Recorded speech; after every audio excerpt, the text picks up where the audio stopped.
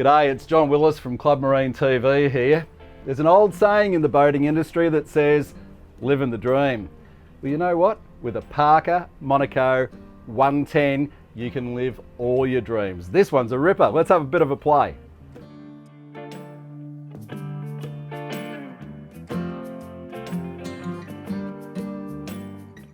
This Monaco 110 is actually the flagship of the Parker range, and while Parker might be a new name to a lot of people in Australia over the last decade or so, I suppose, but they've been around in Europe and worldwide since the 70s, so they're very well experienced. They started off in ribs and military grade vessels and all sorts of bits and pieces like that, and have stepped up into the sports cruiser range, stepped up into more vacationers, overnighters, weekenders, all that sort of stuff.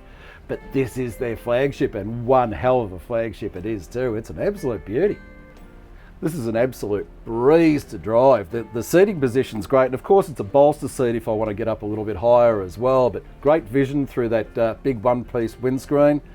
Really good layout across the dashboard, and it's, you know, everything's right where you want it to be, within easy touch, within easy feel. But it's quite a simple boat as well. This one's just got beautiful sports steering wheel, and the steering actually feels terrific. But not a lot of bits and pieces to learn either. It's not complicated is what I'm trying to say. You've got some zip wake trim tabs, you've got your bow thruster, you've got all your electronics straight at hand as well, wiper controls. It's very easy, and of course twin binnacles for those beautiful Mercury 300 horsepower Verados, the V8s. It's all in one place and it all feels just great. I'm actually really liking the internals of this boat. There's plenty of room to move, you've got comfortable seating, but you've also got a really nice little galley layout here as well. You've got a diesel induction cooker here. It's a twin burner induction, as I said before, and believe it or not, that actually becomes a heater as well. So yeah, good little unit. There's plenty of storage, which is ultimately important. You've got a good sink, microwave, run by an inverter as well. You got plenty of bench space, and don't forget, you got two fridges, one in the galley and one in the cockpit. I must say, I really like the colour palette throughout the whole place. The furnishings are terrific, ultimately comfortable as well, and soft. The whole thing just feels beautiful. It invites you to come in and relax. Great big windows just make it so spacious in here as well, but so functional. Drop down table, it's got it all. The master stateroom's really spacious. It's got plenty of beam to it, plenty of width, easy walk around so you can make the bed easily as well. But big windows, plenty of light, plenty of ventilation, huge big wardrobes, cabinet space, drawers, and the entertainment system to go along with it. Mood lighting, what more do you want? The second bedroom or stateroom is actually quite comfortable as well. It's got that big convertible bed in there, which can go singles or doubles. Got plenty of storage and the entertainment area and plenty of light. You'll be quite delighted when you go in and have a look in the bathroom. And when you get in there, it's actually quite large again. You've got the head, obviously, you've got a really nice vanity, mirrors, light, plenty of storage and cabinetry, and you've got this double doorway walk through from the shower into the bathroom, so you can come in from the master cab or through the companionway. The Monaco 110 has a water capacity of 200 litres, so there's plenty there. There's a ripper set of bifold doors and the cafe style window to the galley, which brings the inside out and the outside in. It's got great flow out to the cockpit. The cockpit itself's an absolute ripper, and under the floor you'll be amazed with the amount of space. There's lift out tubs, you can get through to all the plumbing and wiring, and there's a ton of storage under there. The bow area and the externals are just superb. You've got a great big walkway on the starboard side, slightly smaller to the port side as well, which just gives great access. But when you get out here, the layout's terrific. You've got plenty of room to move. You've got this great big day bed, and that's got a lift up backrest as well. Good mooring, good docking and ground gear. Nice, well-positioned bow rail. It's just at the right height. Keeps the little kiddies intact as well.